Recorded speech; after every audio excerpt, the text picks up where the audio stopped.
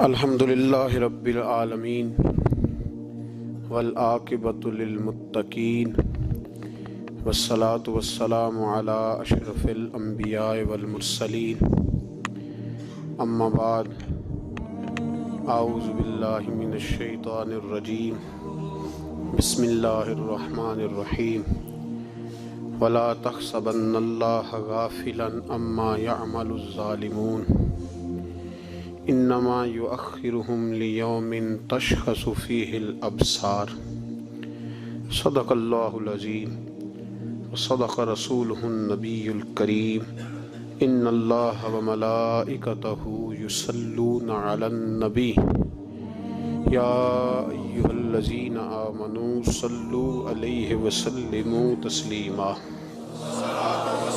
الصلاۃ والسلام علیک یا رسول اللہ وعلى آلك وأصحابك يا سيدي يا حبيب الله الصلاة والسلام عليك يا سيدي يا نبي الله وعلى آلك وأصحابك يا سيدي يا نور الله اللهم صل على سيدنا ومولانا محمد معدن الجود والکرم وآلہ وبارک وسلم۔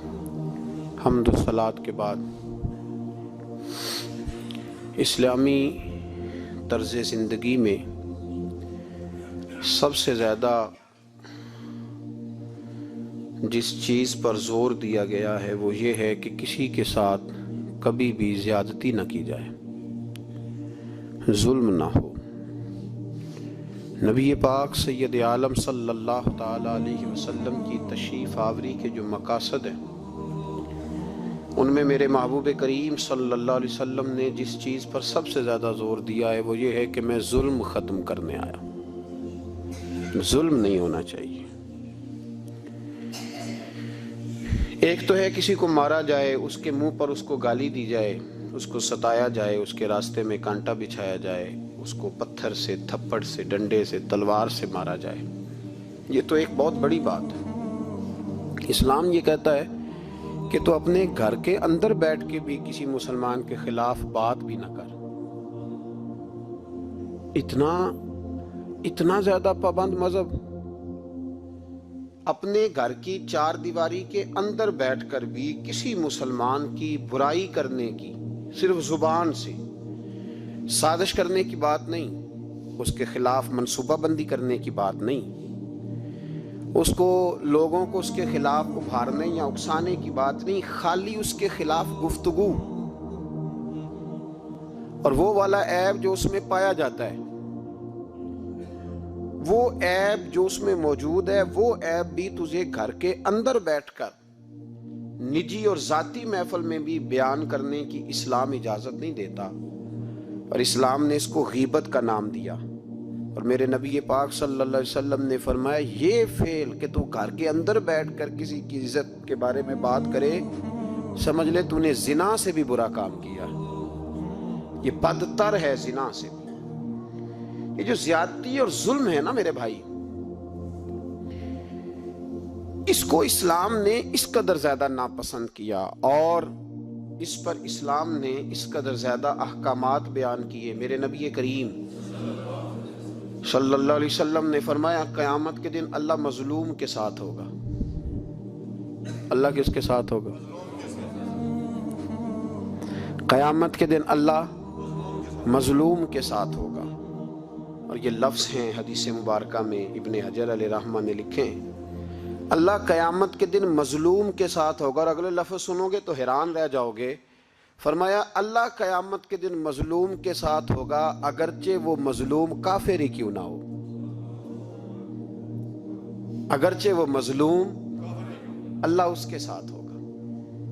اللہ قیامت کے دن مظلوم کے ساتھ ہے، اگرچہ وہ والا رٹا نہیں کہ میری برادری کا ہے تو میں نے سپورٹ تو کرنی ہے نا، ہم تو ظالموں کے ساتھ ہوتے ہیں۔ ہمارے دیہاتوں میں رواج ہے کہ نوجوان کسی کی عزت پر ہاتھ ڈالتا ہے، کسی کی بیٹی کو بھگا کے لاتا ہے تو اس کے دوست اس کی مدد کرنا فریضہ سمجھتے ہیں، اس کو سپورٹ کیا جاتا ہے، اس کو رہنے کو جگہ دی جاتی۔ ہم یہ نہیں دیکھتے کہ وہ چوک میں لڑائی ہوئی ہے اور ہمارے بچے کی کسی کے ساتھ پٹائی ہوئی تو ہم تو بندوقیں، ڈنڈے، کلاڑیاں اٹھا کے چلے جاتے ہیں. وہاں جا کے تحقیق پہ پتہ چلتا ہے کہ ظلم تو ہمارے بچے کا ہے. تو پھر مدد کس کی کرنی چاہیے تھی؟ ہم کس کی کرتے ہیں؟ میرے نبی کریم صلی اللہ علیہ وسلم کو اپنی امت سے بڑا پیار ہے، حضور کو بڑی محبت ہے. فرمایا قیامت کے دن لوگ اپنے اپنے ممبروں پہ بیٹھیں گے، پر میں سجدے میں گر کے اپنی امت کی دعائیں مانگوں گا. قیامت میں جو بچے گا وہ میرے نبی پاک کی برکت سے بچے گا. لیکن رسول کریم علیہ الصلوۃ والسلام نے فرمایا ظلم کر کے نہ آنا، تمہاری باقی کمیوں پہ میں پردے ڈلوا دوں گا، ظلم کر کے نہ آنا. امام بہقی روایت لائے ہیں، محبوب پاک نے فرمایا میرے امتی نے کسی ذمی کافر کے ساتھ اگر زیادتی کی، وہ ٹیکس دیتا تھا، جزیہ دیتا تھا، ذمی کافر تھا، اور میرے امتی نے اگر اس کے ساتھ زیادتی کی تو نبی پاک صلی اللہ علیہ وسلم فرماتے ہیں میں قیامت کے دن اس کافر کے ساتھ مل کر اپنے امتی پر اللہ کی بارگاہ میں مقدمہ دائر کروں گا، میں خود مقدمہ دائر کروں گا. یہاں ظلم کی آندھیاں چلتی ہیں، طوفان چلتے ہیں، لوگ دوائیوں میں ظلم بیچتے ہیں، لوگ تعلیم کے نام پر ظلم کرتے ہیں، لوگ خیر کے نام پر ظلم تقسیم کرتے ہیں. یہاں اللہ اکبر ایسے ایسے رنگ دیکھنے کو ملتے ہیں. اب بنے گا کیا؟ کیا ہر زینب اسی طرح تڑپ کے چلی جائے گی؟ اس کا رزلٹ کیا نکلے گا؟ ہمارے یہاں تو نمبر گیم چلتی ہے، سیاستدان شعر لکھ کے لاتے ہیں، وہ ٹی وی پہ بیٹھ کے ایک دوسرے کو نیچا دکھانے کی کوشش کرتے ہیں. ساری سیاسی جماعتوں کے سربراہوں کو وہاں ہونا چاہیے تھا کہ نہیں ہونا چاہیے تھا؟ کیوں نہیں بولتے آپ لوگ؟ آپ کب بولیں گے؟ ابھی بھی وقت نہیں ہے آپ کے بولنے کا. ان کو وہاں ہونا چاہیے تھا کہ نہیں ہونا چاہیے تھا؟ یہ آپ کے نمائندے، ان کو ہونا چاہیے تھا وہاں. میرے نہیں ہیں، اللہ جانتا ہے، ایک بھی نہیں ہے ان میں سے، سوال ہی نہیں پیدا ہوتا. ہمارے یہ نمائندے ہوں گے؟ سوال ہی نہیں پیدا ہوتا. ہمارے نمائندے نہیں ہیں، یہ آپ کے بھی نہیں ہیں. بس تھوڑا سا وقت اور رہ گیا ہے، پھر انشاءاللہ سارا پاکستانی سمجھدار ہو جائے گا. یہ کسی کے بھی نہیں ہے. میرے بھائی نمبرنگ ہو رہی ہے. میں رات گجرات میں تھا تو میں کہہ رہا تھا کہ ایک صاحب کہنے لگے مجھ سے وہاں کے پنجاب کی حکومت کو ریزائن کرنا چاہیے تھا کہ نہیں کرنا چاہیے تھا. تو میں نے کہا ریزائن وہ کرتے ہیں جن کے اندر کو تھوڑا بہت شرم کا مادہ ہوتا ہے. یہ لوگ ریزائن کریں گے؟ یہ کیسے کر سکتے ہیں؟ اور پھر ریزائن صرف ان کو نہیں کرنا چاہیے تھا. میری تو دعوت یہ ہے کہ ہر سیاسی جماعت ریزائن کرے. ہم اس ملک میں سیاست نہیں کریں گے. مذہبی جماعتیں تبلیغ کرنا بند کر دیں. پیرانے عظام گدی نشینیاں چھوڑ کے باہر نکلیں. یہ جو ہر چوک اور ہر چوراہے میں لوگ نصیحتوں کا بازار گرم کر کے کھڑے ہیں، یہ چھوڑ دیں. کیا اثر ہے تمہاری تبلیغوں کا؟ کیا مل رہا ہے قوم کو؟ تمہاری گدیاں کیا تزکیہ نفس کر رہی ہیں؟ اور ہر اس آدمی پہ مقدمہ ہونا چاہیے جس کے موبائل میں گندی فوٹو ہے. ہر وہ آدمی مجرم ہے جو گند دیکھتا ہے، گند آگے تقسیم کرتا ہے. ایسے ہی ایک دو آدمی کا نام لگا کے چپ کر گئے ہو، صبح قیامت کے دن اس زینب کے خون کے حساب میں مجھے بھی پوچھا جائے گا اور آپ کو بھی پوچھا جائے گا. ہر ایک آدمی دوسرے پہ بوجھ ڈال کے خاموش ہو جاتا ہے. حکومت نے غلط کیا. حکومت بنوائی کس نے تھی؟ کس نے ووٹ دیا تھا؟ برابر کے شریک ہیں ان کے جرموں میں جو ان کو ٹھپے لگاتے ہیں. چپ کر جاتے ہو تنقید کر کے. حضرت سیدنا امام مالک رحمت اللہ علیہ فرمایا کرتے ظالموں کا مددگار بھی ظالم ہوتا ہے. تو ان کو ٹھپے لگانے والا ظالم نہیں ہوتا؟ وہ نہیں مددگار ظالموں کا؟ ابھی تک لوگ کہہ رہے ہیں مولانا آپ سخت جملے کہتے ہیں، آپ سخت جملے کہتے ہیں، آپ بچیں. میں نے کہا تمہیں پتہ نہیں نا، تمہیں خبر نہیں، تم اس زیادتی کا شکار نہیں ہو، تمہیں کیا پتا. میرے ایک چچا کا بیٹا تھا، اکلوتا تھا، وہ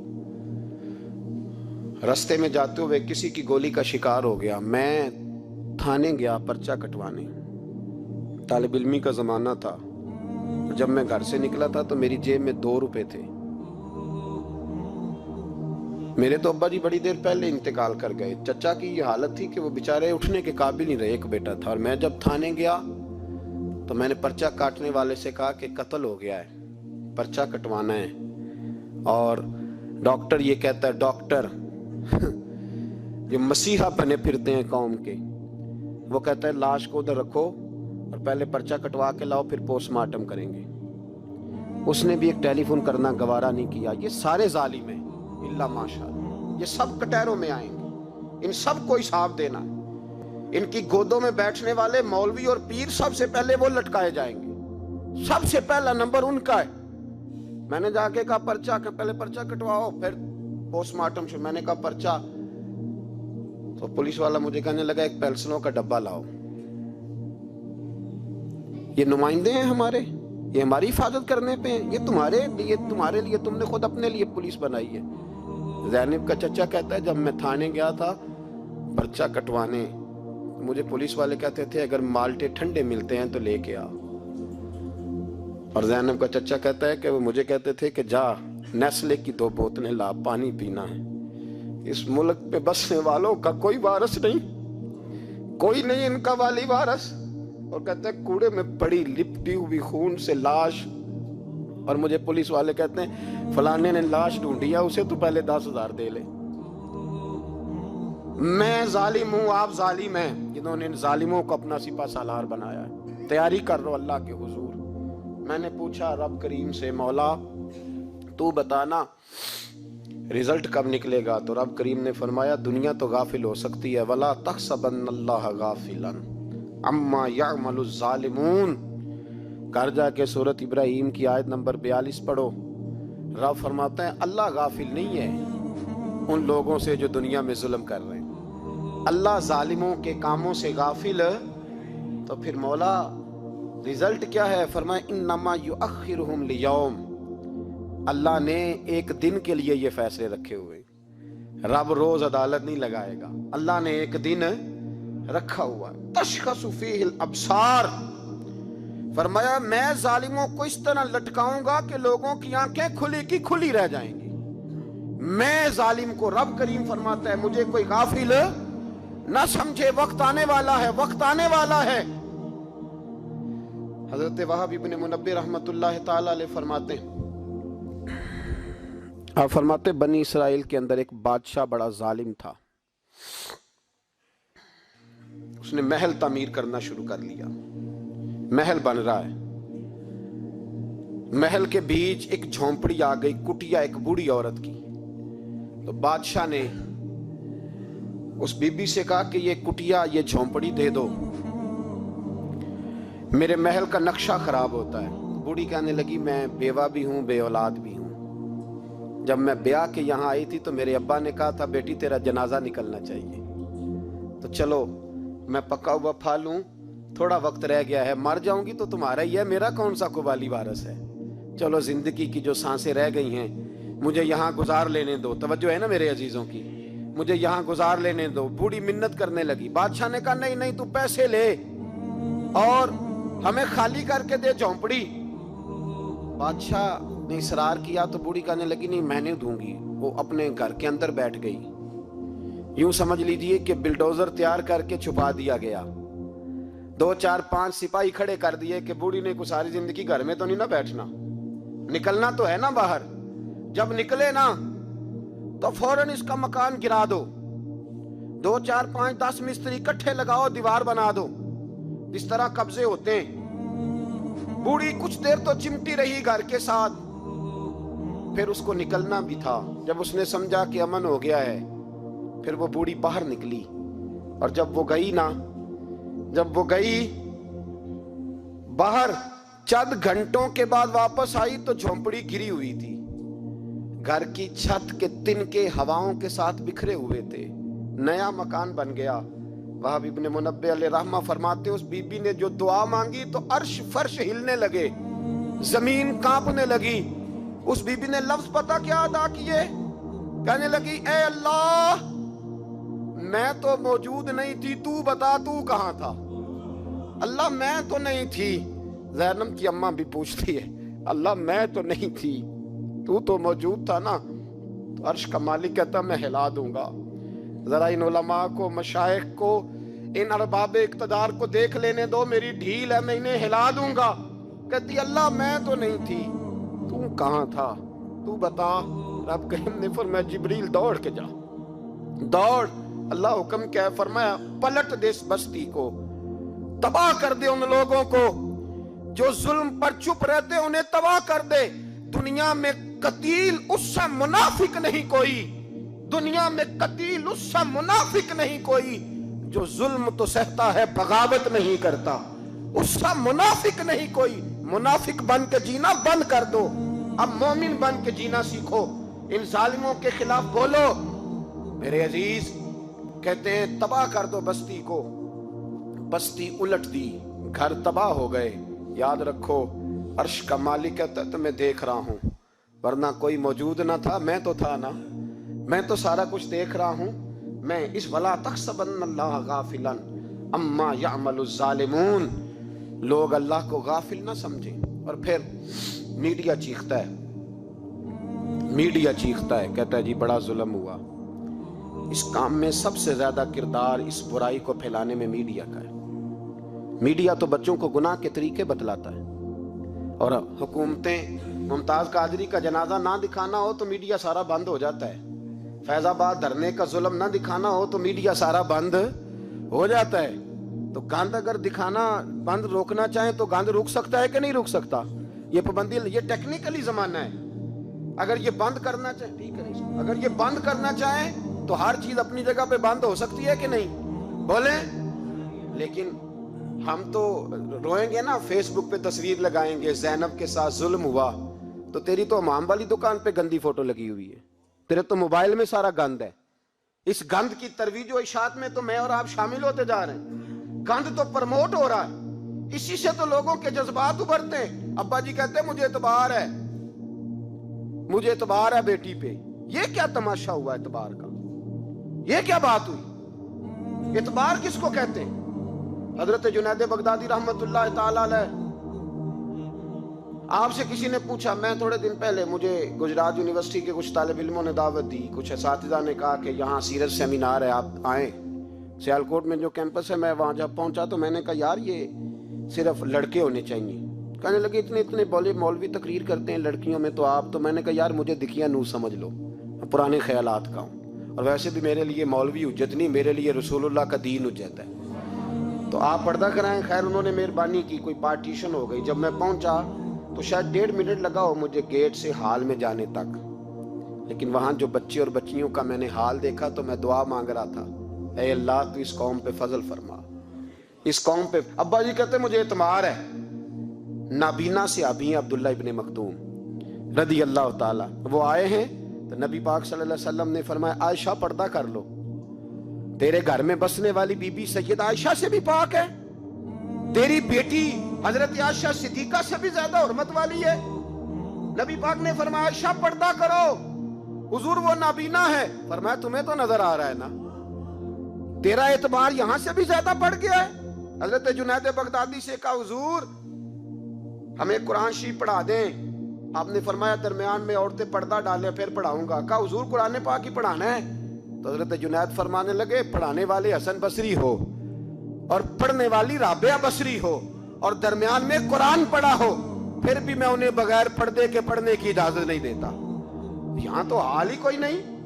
اس گند کو روز پرموٹ کرتے ہو، نوجوانوں کے جذبات بکھرتے ہیں اور بکھرتے ہیں، اور پھر اس کے بعد کہتے ہو کہ آگ نہ لگے.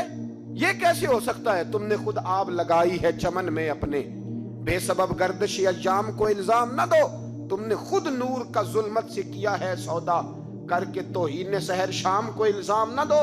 او بھائی یاد رکھو، جب تک یہ گند رہے گا فحاشی اور عریانی رہے گی. انڈیا کے اندر زیادتی کے واقعات زیادہ ہیں پاکستان کی نسبت. کیوں؟ اس لیے کہ گند زیادہ ہے، فحاشی اور عریانی.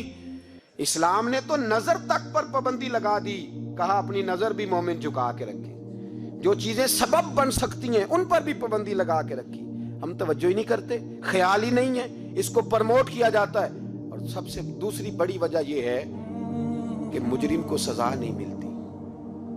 مجرم کو سزا بولیے، وہ چھوٹ گیا نا سرے عام ایک بڑے آدمی کا بیٹا قتل کرنے والا، چھوٹ گیا نا وہ جس نے سرے عام ایک سپاہی کانسٹیبل کو کچل دیا تھا، وہ بچ گیا نا، آ گیا نا باہر۔ ریمنڈ ڈیوس کئی گولیاں مار کے بچ گیا نا۔ جب مجرم کو سزا نہیں ملتی تو پھر گناہ بند۔ میرے رسول پاک صلی اللہ علیہ وسلم نے قانون دیا، قانون، ایک عورت نے چوری کی، اس کے حضرت سیدنا اسامہ بن زید حضور کے محبوب صحابی سفارشی بن کے آئے، حضور تھوڑی لچک دے دیں۔ نبی پاک نے فرمایا سنو، میری بیٹی فاطمہ بھی چوری کرتی تو میں ہاتھ کاٹ دیتا۔ مجرم کے لیے سزا ضروری ہے، مجرموں کو سزا ملے گی تو حالات بہتر ہوں گے۔ کہتے ہیں سرے عام پھانسی لگاؤ، کہتے ہیں قانون میں گنجائش نہیں۔ تمہارے لیے قانون روز بدل جاتا ہے۔ جب مطالبہ کیا گیا نا کہ سرے عام جاگ رہے ہیں آپ لوگ، کیسے ہو گئے جی؟ چلے میں دعا کرتا ہوں اللہ کرے میری قوم جاگ جائے، آمین تو کہہ دیں۔ اللہ کرے آپ لوگ جاگ جائیں اور جاگتے رہیں۔ اعلیٰ حضرت نے فرمایا تھا، مشورہ دیا تھا، سونا جنگل رات اندھیری چھائی بدلی کالی ہے، سونے والوں جاگتے رہنا کیونکہ چوروں کی رکھوالی ہے۔ سونا جنگل رات اندھیری چھائی بدلی کالی ہے، سونے والوں جاگتے رہنا، چوروں کی رکھوالی ہے۔ کہا گیا سرے عام پھانسی دو تو کہنے لگے آئین میں گنجائش نہیں چوک میں پھانسی دینے کی، اور تمہاری ضرورت پڑے تو آئین میں ترمیم ہو جاتی ہے۔ تو آج زینب کو ضرورت پڑی ہے تو کیوں ترمیم نہیں ہو سکتی؟ آج ایک غریب مظلوم ماں کو ضرورت پڑی ہے تو ترمیم کیوں نہیں ہو سکتی؟ انہیں چوک میں پھانسی دو، انہیں لٹکاؤ، انہیں کاٹ کر کتوں کے آگے ڈالو تاکہ ہر ایک کی بیٹی محفوظ رہ سکے۔ اور وہ زینب کسی اور کی بیٹی نہیں، وہ میری بیٹی ہے، وہ میری بیٹی ہے۔ کبھی 6 سال کی بیٹی سینے پہ لٹا نا اور پھر اس باپ کا درد محسوس کر، تجھے اندازہ ہو کہ بیٹی تو بیٹی ہوتی ہے۔ حاتم تائی کی بیٹی ننگے سر دربار رسالت پہ آئی تو میرے نبی پاک نے چادر دی۔ سلمان فارسی کہنے لگے سونیا کافر کی بیٹی ہے، تیری پاک چادر ہے، میں اپنی نہ دے دوں؟ تو حضور نے فرمایا سلمان چپ کر جا، بیٹیاں سانجی ہوتی ہیں، بیٹیاں سانجی ہوتی ہیں، چپ کر۔ کافر کی بیٹی صحیح بیٹی تو ہے نا، اور بیٹیاں تو سانجی ہوتی ہیں۔ یہاں اتنا ظلم اور اتنا حشر ہو گیا اور کہتے ہیں پتہ نہیں چلا، دیکھتے ہیں کرتے ہیں سنتے ہیں۔ یاد رکھو ظلم کبھی مٹا نہیں کرتا، ظلم کبھی۔ اس لیے زینب بھائی، زینب تو میری بیٹی ہے، زینب تو تیری بیٹی ہے، زینب تو امت کی بیٹی ہے، زینب تو پاکستان کی بیٹی ہے، زینب تو ہر اس شخص کی بیٹی ہے جو کسی بھی بچی کا باپ ہے، جو کسی بھی بچے کا باپ ہے، وہ ملت کی بیٹی ہے۔ اس لیے وہ دکھ کسی ایک کا نہیں، وہ سب کا برابر کا ہے۔ بس یاد رکھو اس معاشرے میں پہلی بات یہ، اس گند پہ بے حیائی پہ کنٹرول۔ دوسری بات یہ تدارک عرض کر رہا ہوں، مجرم کو سزا ملے۔ اگر پرانے مجرموں کو سزا ملتی تو کبھی بھی دوبارہ جرم کی کسی کو ہمت۔ حضرت عمر کے زمانے میں جرم کیوں بند ہوئے تھے؟ اس لیے کہ وہ سرے عام کوڑے مارتے تھے، ان کا درہ لٹکتا تھا، وہ کسی کو گنجائش نہیں دیتے، کسی کو گنجائش۔ گورنر کا بیٹا بھی زیادتی کرتا تو چوک میں کھڑے ہو کے درے مارتے۔ فرماتے لوگوں کی ماؤں نے انہیں آزاد پیدا کیا، تم نے کیسے غلام بن لیا؟ یہاں جب قانون بدلتا ہے اور پھر شکوہ ہے، ہمیں غریب آدمی نے تو پرچہ درج کرانا ہو تو اس کو تو چودھری صاحب بھی وقت نہیں دیتے، اس کو تو چودھری صاحب بھی کہتے ہیں گڈی کرائی آ، پیسے ہے نہیں تھانے جانے دے، اتنے پیسے لگ دیں۔ ظالموں ڈرو اللہ تعالیٰ سے، ڈرو۔ اور غریب آدمی چلا جائے تھانے تو اس کو پولیس والا پوچھتا ہے، وہ کہتا ہے کس طرح ہوا تھا، کس طرح کر کے ہوا، تفصیل بتا۔ اور پھر وہ کہتا ہے تو جا، ابھی میں کوشش کرتا ہوں، میں پہلے ان کو فون کرتا ہوں مجرموں کو، پھر اس کے بعد تیرا۔ اور تگڑے آدمی پہ درخواست آ جائے کبھی، اس کو فون کر کے پوچھتے ہیں چودھری صاحب کی کرنا ہے پرچے دا؟ پھر وہ خود فون کرتے ہو۔ یہ امیر کے لیے قانون اور ہے اور غریب کے لیے اور ہے، یہ کس طرح ہو سکتا ہے؟ میرے نبی کریم صلی اللہ تعالی علیہ وسلم نے انصاف کی فراہمی چھوٹے بڑے کے لیے ایک رکھی۔ اور یاد رکھو حساب تو دینا ہے، حساب بول کے بتائیے، حساب جو زیادتی کرے گا اس نے حساب اور دینا پڑے گا۔ یہاں نہیں دو گے تو وہاں دو گے، حساب تو بہرحال اس مجرم نے تو دینا ہے، لیکن ارباب اقتدار نے بھی حضرت عمر فرمایا کرتے تھے میرے دور میں کتا بھی پیاسا مر گیا تو حساب میں نے دینا ہے، چونکہ میری حکومت تھی، کتے کو پانی ملنا چاہیے تھا، اس کے دروازے تک پانی پہنچنا چاہیے تھا، حساب تو دینا ہے۔ ہر اس شخص نے جو سوشل ہونے کا دعویٰ کرتا ہے، جو معاشرے میں کسی بھی طرح کا کوئی کردار ادا کر رہا ہے، اس نے بہرحال حساب، یہ مشترکہ معاملہ ہے، اس میں ارباب اقتدار کا تو اشر ہوگا، وہ تو دنیا دیکھے گی، لیکن باقی بھی اپنی ذمہ داری کا احساس کریں، باقی بھی خیال کریں۔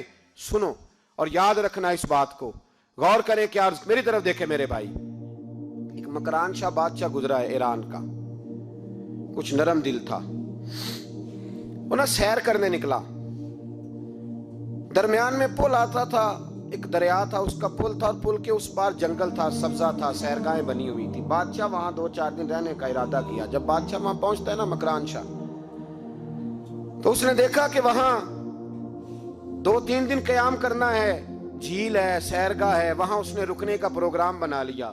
بادشاہ تو علیحدہ اس کے لیے رہائش تھی، سپاہی علیحدہ رہتے تھے۔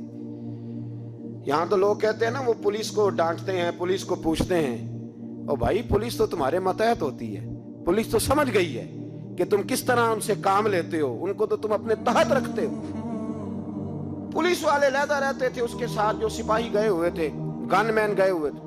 مکران شاہ سیر سپاٹے پہ رہتا تھا۔ ایک بوڑھی عورت تھی، اس کی ایک گائے تھی، وہ جنگل کے اندر بوڑھی رہتی تھی، گائے اس کی وہاں چرتی رہتی تھی۔ شام کو وہ گائے گھر لوٹتی، بوڑھی دودھ پی کے سو جاتی۔ سپاہی اس بوڑھی کے پاس آئے، کہنے لگے تیری گائے بڑی صحت مند ہے، ہمارے ہاتھ بیچ دے۔ بوڑھی نے کہا میرے بڑھاپے کا سہارا ہے، اس کا دودھ پی کے میں زندہ ہوں، بیچوں گی نہیں۔ وہی والا کام جو ہمارے ملک میں ہوتا ہے کہ قیمت کے ساتھ زمین دینی ہے کہ مفت دینی ہے۔ جب بڑے آدمی کو پسند آ جاتی ہے تو کہتے ہیں مول دینی ہے کہ مفت دینی ہے، دینی پڑتی ہے، غریب ہے، کیا کریں، مجبور ہے، مظلوم ہے۔ کہا بوڑھی عورت سے سپاہیوں نے بیچ دے، کہا نہیں، کہنے لگے نہیں بیچے گی تو ہم لے لیں گے۔ اس عورت کی گائے زبردستی سپاہی ذبح کر کے کھا گئے۔ بوڑھی نے بادشاہ تک پہنچنا چاہا لیکن اس کو پہنچنے نہ دیا گیا، منع کر دیا گیا، اس کی رسائی نہ ہو سکی، غریب عورت تھی۔ جس دن مکران شاہ واپس آ رہے تھے نا، سیر کر کے پل سے گزر رہے تھے، تو کسی نے بوڑھی سے کہا کہ بادشاہ گزرے گا۔ وہ چھپ کے پل پہ بیٹھ گئی، اور مکران شاہ جب پل سے گزرنے لگے تو بوڑھی آگے آئی اور اس کے گھوڑے کی لگام پکڑی، ایسا جملہ کہا کہ مکران شاہ چکرا کے زمین پہ گرا۔ اور بوڑھی کہنے لگی مکران شاہ تیرے سپاہی میری گائے ذبح کر کے کھا گئے ہیں، تو بتا اس کا حساب اس پل پہ کھڑے ہو کے دینا کہ پل صراط پہ دینا ہے؟ بتا یہاں کھڑے ہو کے دے گا کہ وہاں کھڑے ہو کے دے گا؟ بول۔ ارباب اقتدار، حکومت کے ایوانوں میں بیٹھنے والوں، بتاؤ زینب کا حساب قصور کے چوک میں کھڑے ہو کے دو گے کہ میدان محشر کے چوک میں کھڑے ہو کے دو گے؟ بتاؤ کہاں حساب دینا ہے، یہاں دینا ہے کہ وہاں دینا ہے؟ حساب تو بہرحال تمہیں دینا ہے، اس قوم کو اس کا حساب تو، زینب کا حساب تو دینا ہے، دینا پڑے گا، دیا جائے گا، پوچھا جائے گا۔ بتاؤ یہاں دینا ہے کہ وہاں دینا ہے؟ دینا تو پڑے گا، یہاں دو گے تو ہو سکتا ہے قیامت میں بچ جاؤ، اور اگر یہاں نہیں دو گے تو وہاں لٹکا دیے جاؤ گے، رسوا کیے جاؤ گے، پوچھا جائے گا۔ مکران شاہ چکرا کے گرا زمین پہ اور گر کے کہنے لگا بی بی میں وہاں حساب نہیں دے سکتا، دو دینا یہیں لے لے، جو لینا یہیں لے لے، آ جاؤ آ جاؤ، وقت ہے، گنجائش ہے، مہلت کے دنوں میں توبہ کر لو، پلٹ آؤ، اللہ کے حضور حاضر ہو جاؤ۔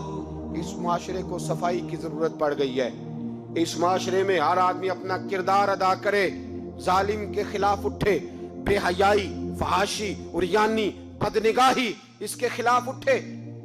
حضرت امیر معاویہ رضی اللہ تعالیٰ عنہ اپنے دور حکومت میں باہر نکلے، ایک بی بی بے پردہ، با پردہ عورت برقعے میں گلی میں گھوم رہی تھی، برقع ڈال کے۔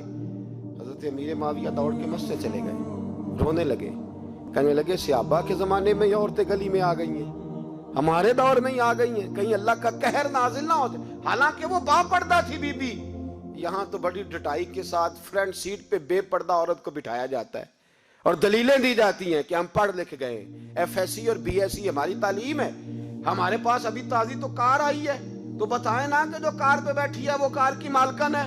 یہاں تو ہر چیز کھول کے بیان کرنا لوگوں نے اپنے لیے ضروری سمجھ لیا ہے، اپنے کلچر کا حصہ بنا لیا ہے۔ خدا را فحاشی کے خلاف، بے حیائی کے خلاف، عریانی کے خلاف اٹھو اور اس پل کو باندھو۔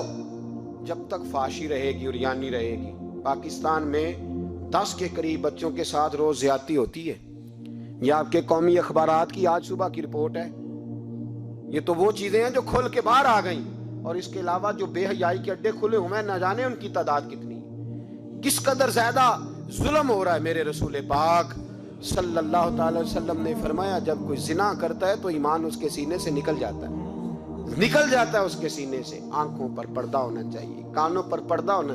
اور اگر زینب کے قتل کے بعد بھی کسی کے موبائل میں گندی تصویر ہے اور اس کے قتل کے بعد بھی بے حیائی کے گانے اس کے موبائل میں ہیں، تو پھر وہ رسم کے آنسو نہ بہائے، پھر وہ صرف 2 منٹ کے لیے آگے بڑھ کے مرثیہ خانہ بنے، وہ پھر شاعر اور ادیب بننے کی کوشش نہ کرے، وہ پھر اپنے حصے کا جملہ لگا کر اپنے آپ کو فیس بک پہ ایکٹیو رکھنے کا تماشا نہ کرے۔ کیا مطلب ہوا ان چیزوں کا؟ اگر ابھی بھی برائی کے خلاف نہیں اٹھنا، بے حیائی اور فحاشی کے خلاف نہیں اٹھنا، میرے عزیزو آخری بات سننا اور اس کو ہمیشہ یاد رکھنا۔ میرے نبی پاک صلی اللہ تعالی علیہ وسلم نے فرمایا ہے، کسی ایک مسلمان کے قتل میں اگر اہل زمین اہل آسمان سارے بھی شریک ہو جائیں، سارے، تو فرمایا ہو سکتا ہے اللہ سب کو جہنم میں ڈال دے۔ اس لیے کہ جو قتل ہے نا، قتل ایک ہے زیادتی اور ایک ہے پھر اس کے بعد قتل۔ ایک انسان کا قتل انسانیت کا قتل ہے، اتنا بڑا ظلم۔ اور یہاں تو اب قتل کی خبر آ جائے نا اخبار پہ تو اتنی دلچسپی والی رہتی نہیں۔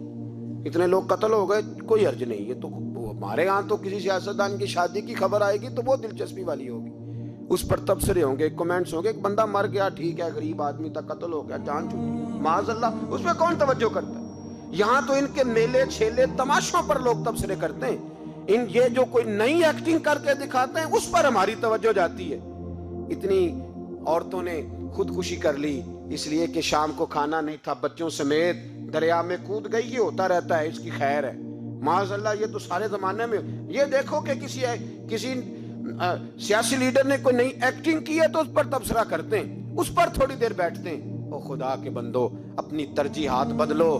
میں کہا کرتا ہوں، ان کی گاڑیوں کے پیچھے بھاگنا چھوڑ دو گے تو یہ صحیح ہو جائیں گے، ان کی جائز ناجائز چیزوں پر نعرے لگانے بند کر دو گے تو یہ صحیح ہو جائیں گے۔ خدا را زینب تو چلی گئی، پر ہمیں ایک پیغام چھوڑ کے گئی ہے کہ فحاشی کے خلاف اٹھ کھڑے ہو، اب ظلم کے خلاف لڑنا سیکھو، اب اپنے اندر یہ طاقت پیدا کرو، اب طاقت پیدا کرو۔ ہمیں سارا پتہ ہوتا ہے، لیکن اس کے باوجود ہم ظالموں کے ساتھ کھڑے ہو کے ان کی تعریفیں کرتے ہیں، تصویریں لگاتے ہیں، سپورٹر ووٹر بنتے ہیں۔ اب اس کام سے باز آ جاؤ، خدا را اب بھی سمجھ جاؤ۔ اے اللہ، جمعے کے دن اس اجتماع میں تیری بارگاہ میں دعا کرتے ہیں، خداوندہ ساری بیٹیوں کو حفاظت کا پردہ عطا فرما، اللہ سب کے لیے حفاظت کے پردے نصیب فرما، اور میرے مولا ظالموں کو کیفر کردار تک پہنچا۔ اللہ ان ظالموں کو نشان عبرت بنا، خداوندہ ان ظالموں کو صفحہ ہستی سے ختم فرما۔ اے اللہ رحمت کی برکھا برسا۔ آخر دعوانا ان الحمدللہ رب العالمین۔